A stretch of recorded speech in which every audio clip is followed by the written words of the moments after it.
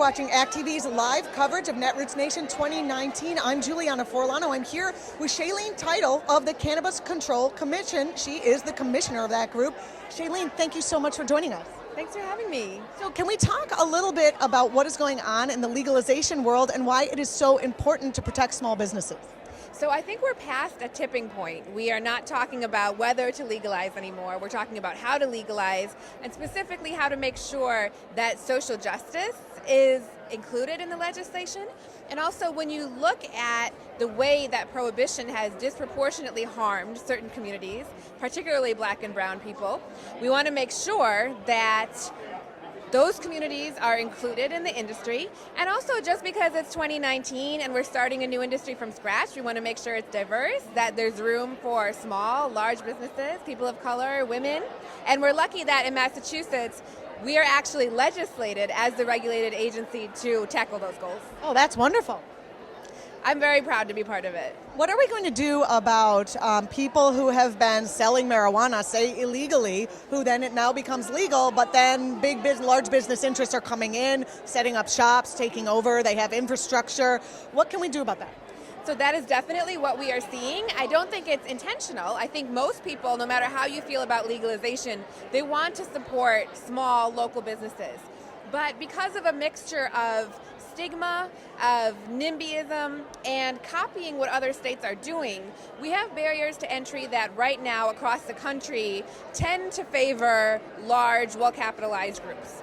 A big part of that is a lack of access to capital and not having banking. And another part of it is just when you have very strong restrictions, you have businesses zoned to very small areas, the prices all tend to go up. And so what we can do about that is A, try and reduce those barriers at the federal level, and then B, just be very intentional and deliberate about how we include those groups. So in Massachusetts, we have technical assistance programs, we have outreach, and we actually just voted to include certain low capital types of licenses, delivery and cannabis cafes, just for those groups, so that there's a piece of the market that's just for them. Imagine that I'm selling cannabis out of my home, and then suddenly my state legalizes it. I have to go to the state to get a license, is that correct? That's correct. So nobody is allowed to sell cannabis without a license. And they'll give me a license if I pay for it, is that correct? Well, you have to apply. You have to do more. You have to pay for the application fee, and then you have to meet a lot of criteria to make sure that, like any other business, this is a safe, regulated business. That's very interesting. Will people be able to jump those hurdles? It's a great question. You have to have a brick and mortar space, or can you have like a truck or a cart, like a weed cart, ice cream man? That raises a really interesting issue, right? Because when you look at the way that the underground market has always operated, it tends to be about delivery, right? Obviously, there aren't brick and mortar regulated locations. So when we talk about delivery licenses, we are trying to emulate that a little bit. So no, you don't need a brick and mortar location for a delivery license, but we do want to make sure the product is tested, that we have adequate security, that we have adequate cash handling procedures. So there is a balance of keeping the barriers and costs low, but also making sure that we're regulating these businesses. So it would still be illegal to sell cannabis or weed or marijuana, or however you want to put it, without a business license?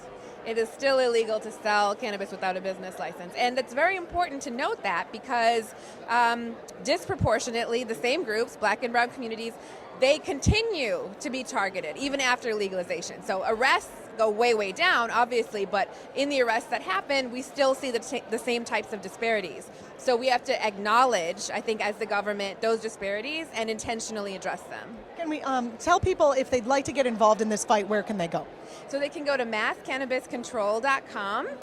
They can also follow me on Twitter personally, Shaleen Title, and I've been talking a lot about the federal legalization bills that we want to see. We heard about that today from Representative Barbara Lee, and what you can do if you're trying to pass equitable legislation in your own state or locally or the federal level. Well, clearly there's more to talk about here, but we're at the end of our time. I hope you'll join us again and continue this discussion. Thank you so much for watching. You're watching act.tv's live coverage of Netroots Nation. This is Shaleen Title of the Cannabis Control Commission. She's the commissioner there. Follow her on Facebook, on Twitter, and stay tuned for more.